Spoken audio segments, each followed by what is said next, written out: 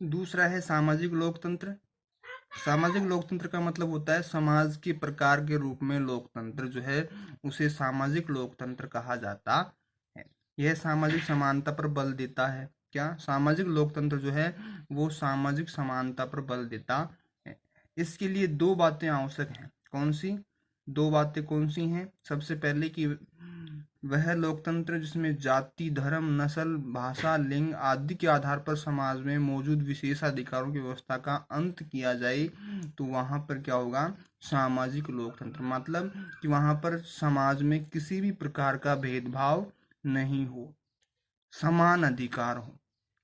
दूसरा, सभी व्यक्तियों को सामाजिक प्रगति के समान अवसर दिए जाएं। तो पूछा जाता है सवाल छोटा सा कि सामाजिक लोकतंत्र के लिए आवश्यक दो शर्तें।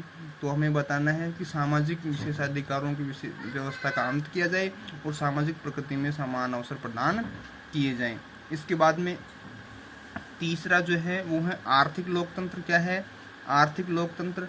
आर्थिक लोकतंत्र क्या है? अर्थव्यवस्था के प्रकार के रूप में जो लोकतंत्र है उसे ही आर्थिक लोकतंत्र कहा जाता है। चौथा है नैतिक लोकतंत्र। कौन सा? नैतिक लोकतंत्र। लोकतंत्र को एक नैतिक व आध्यात्मिक जीवन दर्शन के रूप में स्वीकार किया जाता है। किसमें? नैतिक लोकतंत्र में जो है नैतिक व आध्यात्मिक जीवन दर्शन के रूप में स्वीकार किया जाता है। इसकी कुछ विशेषताएं हैं। क्या? कि मानवीय, नैतिक व आध्यात्मिक मूल्यों पर बल दिया जाता है। व्यक्ति की गरिमा में विश्वास रखा जाता है। स्वतंत्रता, समानता तथा भाईचारे की भावना पर बल दिया जाता है। किसमें? नैतिक लोकतंत्र में। किसमें? नैतिक लोकतंत्र में।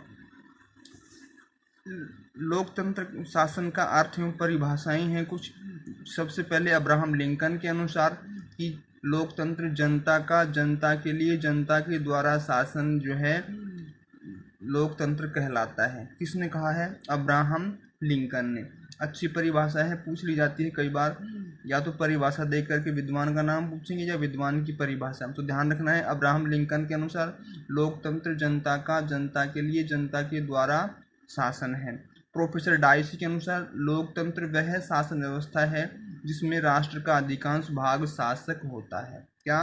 लोकतंत्र वह शासन व्यवस्था है जिसमें राष्ट्र का अधिकांश भाग शासक होता है। लोकतंत्र की कुछ विशेषताएं हैं। क्या क्या है? कि लोकतंत्र जनता का शासन है। क्या है? लोकतंत्र जो है वो जनता का शासन है, जनता के द्वारा निर्मित शासन है। लोकतंत्र साधन है, साध्य नहीं है।